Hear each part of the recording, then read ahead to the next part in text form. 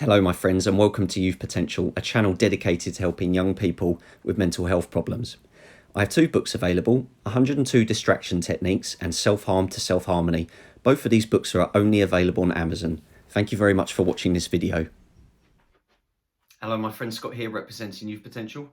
Thank you very much for voting on this video. Today I'm going to be talking about problems that I've experienced with the mental health services surrounding the NHS here in England. Now, some of these things are down to human error, some of it is down to neglect and just not caring, not doing their job. So I've just picked out 10 things that came to mind that kind of have occurred on one occasion or more than one occasion. So anyway, let's get on with it. Number one, some professionals seem to lack empathy or interpersonal skills. Now, I know I'm not the only one who's experienced this, but there have been many a times where I've sat in an appointment with like a mental health professional, or I've been on a ward and there's been members of staff there that they just don't seem to care. They seem to lack empathy. They don't seem to have any interpersonal skills, and it's just a case of they're just treating you like another statistic, basically. You know, people with mental health problems more often than not need to be treated quite delicately at times, especially in kind of medical environments, because it is overwhelming for people like us. And, you know, we can be extremely sensitive. Anxiety can be kicking in. We can feel depressed. You know, it's very easy to make someone feel triggered or uncomfortable or just feel like shit in general, just by talking to them in an aggressive tone or just, you know, giving off the bad vibes. You know, you've got to be more careful than that, really. Number two is long waits for appointments. I'm pretty sure everyone's experienced this from one time to another. I'm currently waiting on a hospital in London to get back to me about an autism test. That seems to be taking forever. Chased it up a couple of times. I know there is a long wait list. They made me aware of that, but I just want to get over and done with. I've had plenty of appointments in the past where it's been like, right, your next appointment's in 6 months' time. I'm like, oh, great, okay. Or over the end of last year, when I was in a real bad way, it was a case of I wouldn't be able to see my care coordinator for like another 6 to 8 weeks. Yeah, just little things like that, really. You know, sometimes you need care really quickly, and the person you want to speak to is your care coordinator or social worker or support worker, someone like that, someone that knows you, but you're unable to see them because they're fully booked. So if you want someone quickly, you have to speak to a stranger or go to A&E or something like that, and it can be a bit unsettling. Number three, cancelling appointments frequently, sometimes without notice. Oh my God. At the beginning of 2018, when I was assigned a care coordinator, and this is my previous one, oh my God, I got so many cancelled appointments, sometimes in writing, and sometimes I would go to the place that I go to that helps people with mental health problems, and appointments would be cancelled and I wouldn't even know about it. So I'd arrive there and be like, oh no, your appointment's been cancelled, Mr. Shrubsole. Like, for fuck's sake. In fact, that happened not that long ago. I had two written down, like, you know, got it in writing, 2 written appointments, turned up, and the first one was cancelled. They said, oh no, we've cancelled that one. You're like, okay, well, thanks for telling me. That's, you know, I've wasted petrol and time coming over here and you've cancelled it. Thank you very much. It's just a right pain in the arse, you know, like, and it's not even been like I've had one appointment cancelled, because I can expect, you know, 1, maybe 2, but when it's like 5, I don't think it's good enough. Number 4, care coordinator failing to actually meet me. The care coordinator I have at the moment, she's absolutely amazing and I can't fault her. But my previous one, he was an absolute waste of space. You know, he would send me letters to say, oh, you can have an appointment this time. And I'd look at the date and I'd think, well, that's a Sunday. You're not going to be working on a Sunday, are you? Or it's a bank holiday. And I'd ring up to confirm. They'd say, no, you don't have an appointment on that day. I'm like, well, what's the point of sending me out a letter for an appointment on a date that you're clearly not going to be working? And there was, for a long time, for about 4 months, 4 to 5 months this went on, there was this back and forth kind of, oh, I can give you this date and time, and I'd be like, no, I'm working, or I'll give you this time or this day, and I'd be like, no, I can't do that. And then, oh my God, yeah, just he just, I had to do a lot of chasing up with him to get an appointment, and I could never actually get one that was suitable, or he would be off sick, or would be on annual leave, or he'd have to deal with an emergency, and I never got round to ever meeting the guy. And it took my mum to actually complain for them to actually assign me a new care coordinator. Number 5, no communication between professionals and having to explain myself over and over again.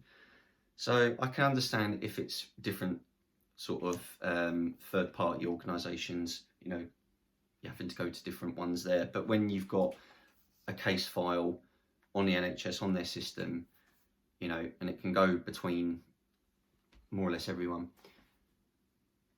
and then having to be told, right, okay, what's wrong, or how can I help, or all this kind of stuff. And you think, I've been referred to you from someone, I've given them my life story and assessment, and now you're asking for my life story because there's been no communication. And it's like they don't know anything about me, and just having to keep going through different people who specialise in different things and having to give your life story over and over and over again, it's exhausting. Okay, I mean, I've got no problem with sharing my life story or telling people about the problems that I've experienced, but it gets a bit old when it seems like on a weekly basis you're being sent from one professional to another to assess you, and having to do it over and over again. I know that probably can't be avoided half the time, but it's still frustrating. Sorry, number 6, ward staff not telling me anything.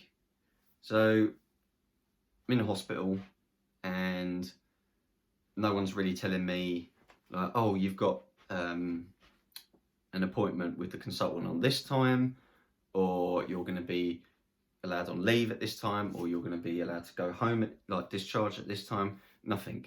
It's almost like I have to ask all the time. There's no sort of proactivity, sort of saying, oh, right, okay, we've been given this information about Scott, let's go and tell him. No, that rarely ever happened, and that did piss me off, because I shouldn't have to chase up about my own, like, care. Like, you've got like 10 members of staff on and 20 patients.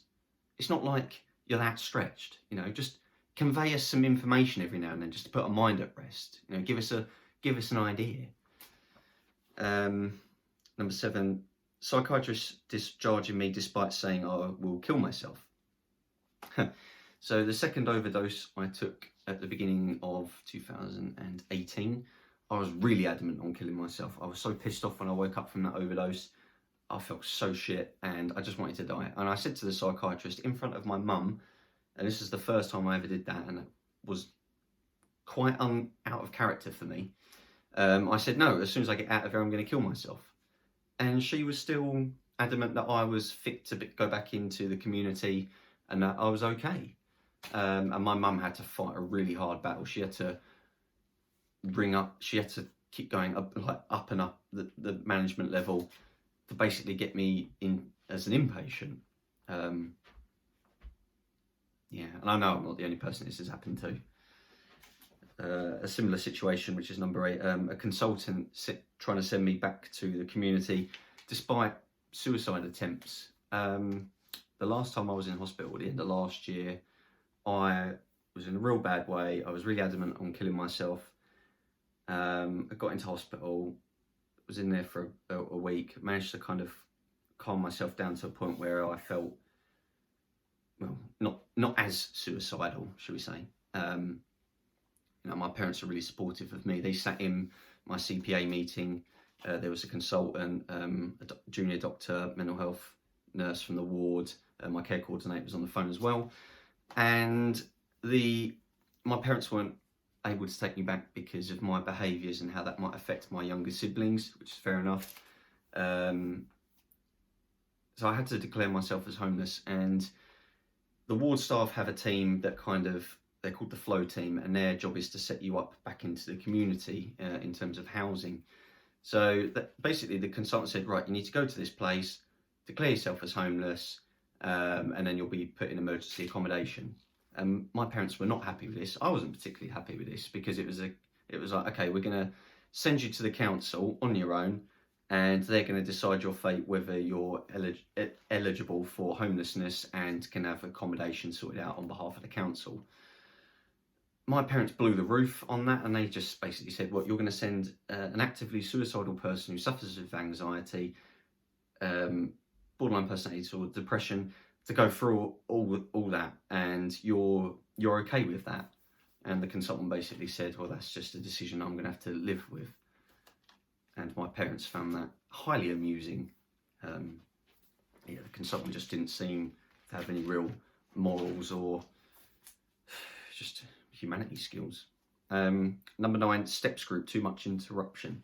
So basically, last year I was a part of the STEPS group, which is a special group that was designed to help people with to give people coping mechanisms who live with borderline personality disorder.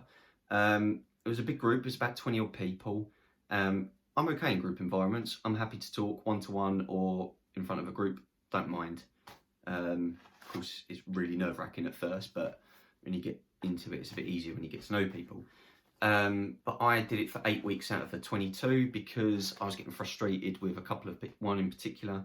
Another patient in the room would just be really disruptive, putting a negative spin on everything. And we'd go outside for a break, and then she'd just start slagging off the person actually giving the talks and everything.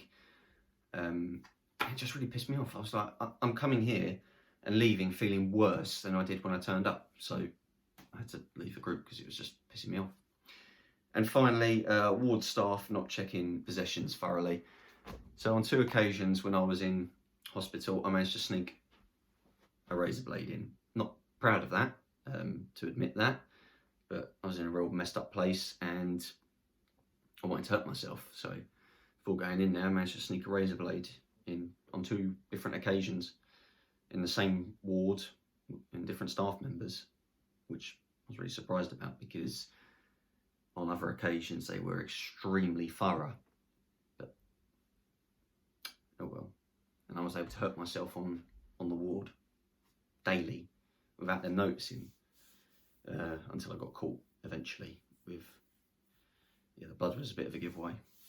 Okay guys, well anyway, thank you very much for watching this video. If I'm sure you have, experienced problems with mental health services, please leave in the comments below. I really like reading them. Thank you very much. All the best.